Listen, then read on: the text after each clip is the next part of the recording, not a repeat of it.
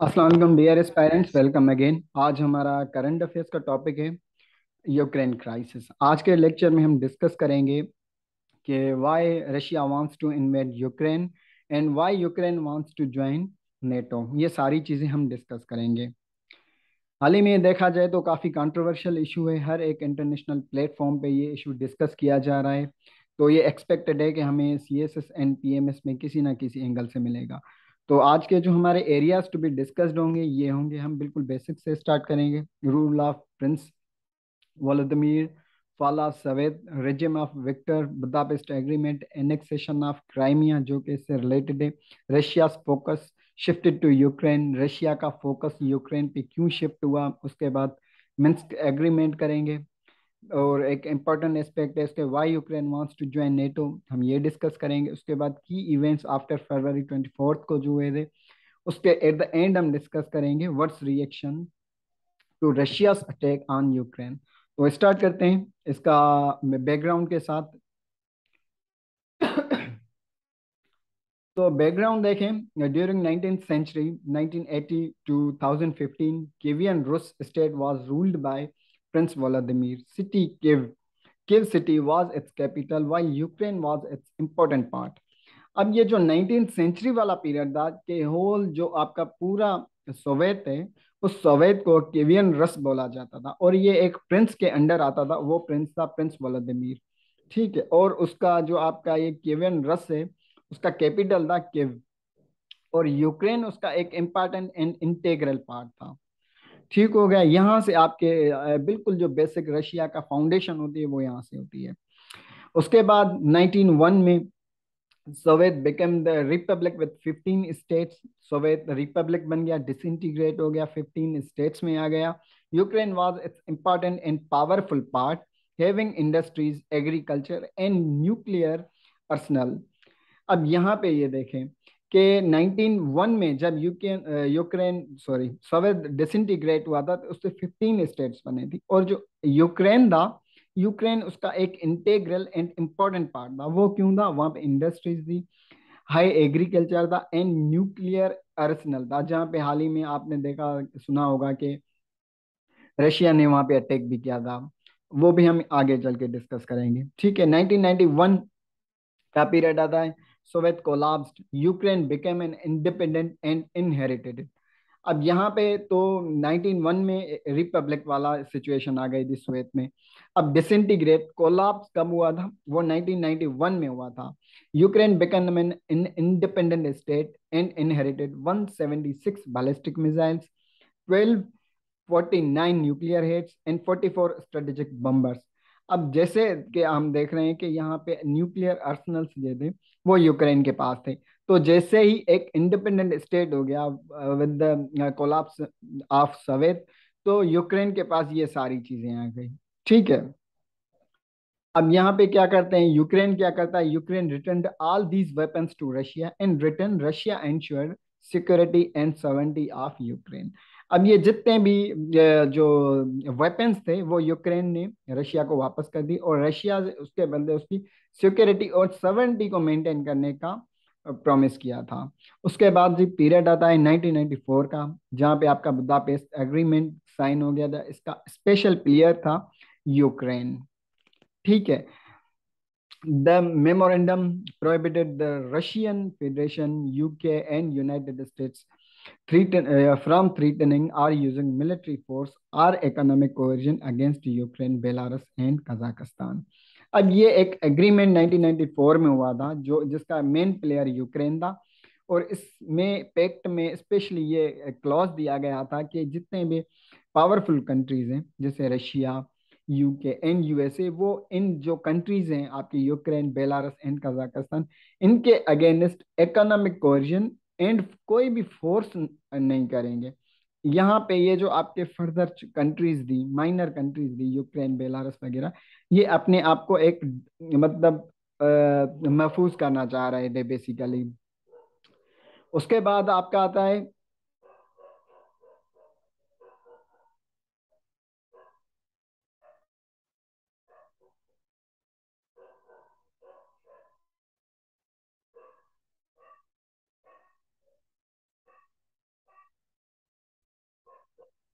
उसके बाद 2013 का पीरियड आता है जब Viktor Yanukovych PM of Ukraine charge with corruption and termed as pro Russian. 2013 में एक जो प्राइम मिनिस्टर ऑफ यूक्रेन था विक्टर यानुकोविच, वो उसको एक करप्शन के चार्जेस लगे। करप्शन के चार्जेस के साथ उसको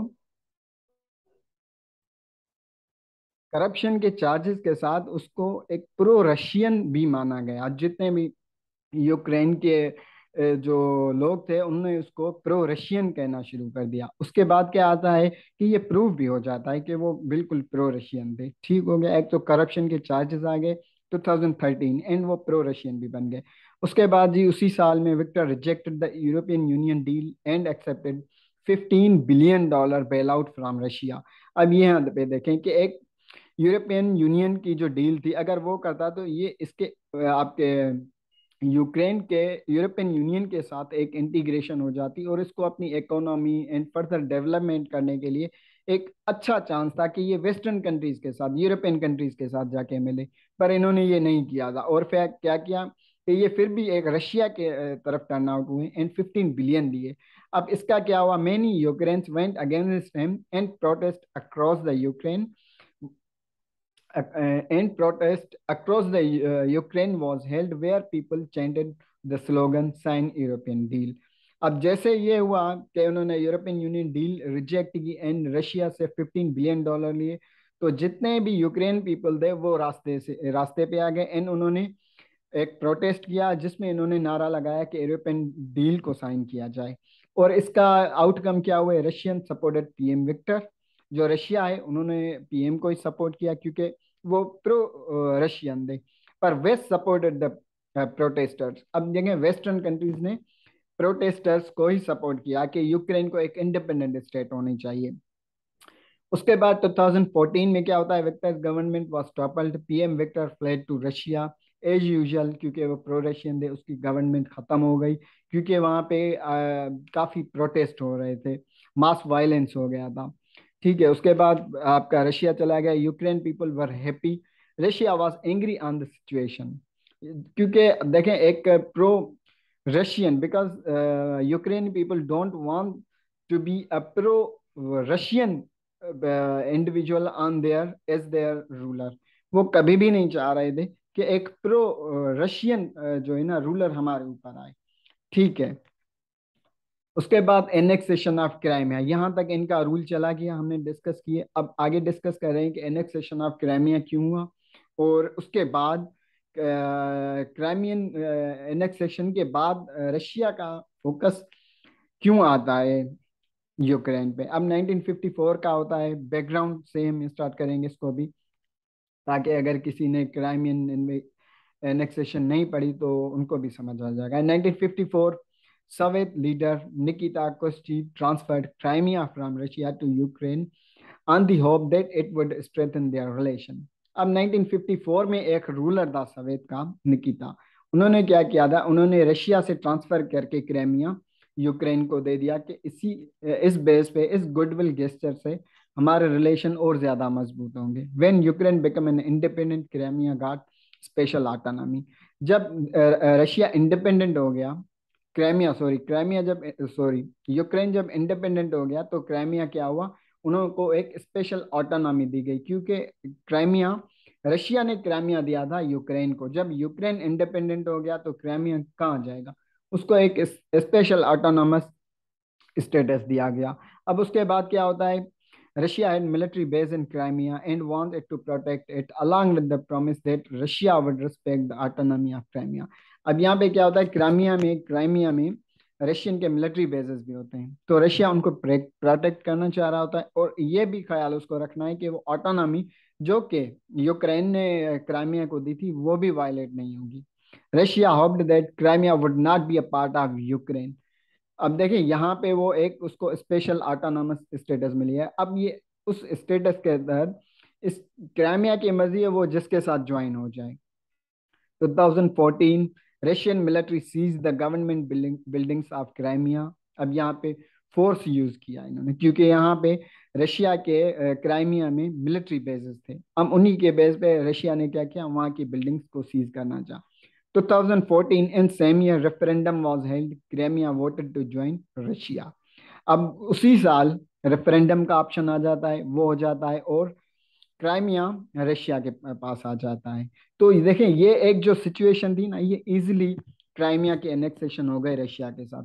अब रशिया क्या करना चाह रहा है, सेम स्ट्रेटेजी एडॉप्ट यूक्रेन के लिए करना चाह रहा है। अब वो कैसे, देखते हैं। अब जैसे ही आपके क्राइमिया आ गया, उसके बाद रशिया का जो है फोकस, वो शिफ्ट हो जाता है यूक्रेन के पास। 2014 अप्रैल की बात है। Russia bagged separatist began to seize the territory of eastern Ukraine, particularly Kharkiv, Luhansk and Donetsk Oblast। ये उसके एरियाज ईस्टर्न यूक्रेन में हैं, जिसको रशियन बेक्ड सेपरेटिस्ट उस पर कब्जा करते हैं, नॉट ऑफिशियली यूक्रेन मिलिट्री। यहाँ पे यूक्रेन मिलिट्री बिल्कुल भी नहीं है। ये देख सकते हैं, ये एरियाज हैं, दोनेत्स्क, दोनबास एंड लोहांस्क। ये अब इसके बाद क्या होता है, अब यहाँ पे रशियन बेग्ड सेपरेटिस्ट की हम बात करें। अब वही सेपरेटिस्ट क्या करते हैं आगे चल के, 2014 में जुलाई में Malaysian airline 289 298 was shot by rebels. Ukraine answered and began to root out the rebels. Later Russian military stepped in and war started. अब 2014 में ही एक मलेशियन एयरलाइन 298 को वही रिबेल्स शॉट डाउन करते हैं, वो तबाह हो जाता है। अब उसके बाद, अब इससे पहले ये जो यहाँ पे आए थे आपके सेपरेटिस्ट आए थे, तभी यूक्रेन का ऐसा कोई रेस्पॉन्स नहीं था कि हमें बिल्कुल जंग करनी है। वो as a non state actor समझ के उनके साथ लड़ रही थी। पर जब ये एक्ट हुआ, इसके बाद आपके जो यूक्रेन मिलिट्री थी, they become committed to root out those militants. ठीक है, उसके बाद ये हुआ था। अब इन इस चीज को यहाँ पे, अब देखें, रशियन मिलिट्री भी आ गई मैदान में, वहां पे यूक्रेन ही नहीं है। अब यहाँ पे आपकी वॉर स्टार्ट हो गई है। उसके बाद 2014 में ही सितंबर में एक मिन्स्क एग्रीमेंट हो जाता है। अब उसकी क्या कंडीशंस होती हैं, सीज फायर करें, मिलिट्री विथड्रॉल होता है, election in rebel held area, जहाँ पे वो नॉन स्टेट एक्टर्स होते हैं, रिबेल्स होते हैं, वहां पे इलेक्शन का ऑप्शन आ गया। एंड अनफॉर्चुनेटली इस एक्ट का जो है, एग्रीमेंट का सबसे एक जो आप ना बुरा एस्पेक्ट ये है कि इस पे कोई इम्प्लीमेंटेशन नहीं है। सीज फायर हो गया, पर वो नाम का ही हुआ, मिलिट्री विथड्रॉल नहीं हुआ, आपका इलेक्शंस भी नहीं हुए आज तक।